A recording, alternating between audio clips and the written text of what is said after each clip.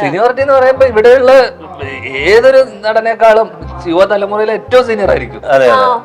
അപ്പൊ പറഞ്ഞു യുവതലമുറയിൽ പറ്റൂല.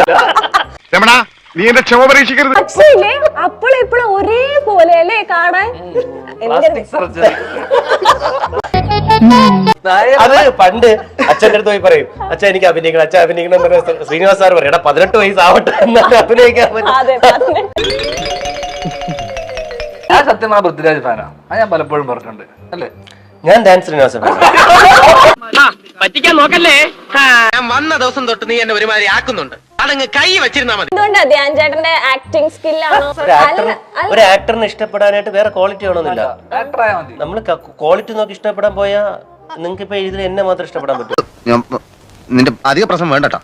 ഞാൻ അത് ചോദിക്കണമെന്ന് ആഗ്രഹം ഉണ്ടായിരുന്നു. അപ്പൊ വളരെ സീരിയസ് ആയിട്ട് ഇനി ക്യാരക്ടർ ആയിട്ട് ഇരിക്കുന്ന പിന്നെയാണ് മനസ്സിലായി, ഒന്നും മനസ്സിലാവാതിരിക്കുകയാണ്.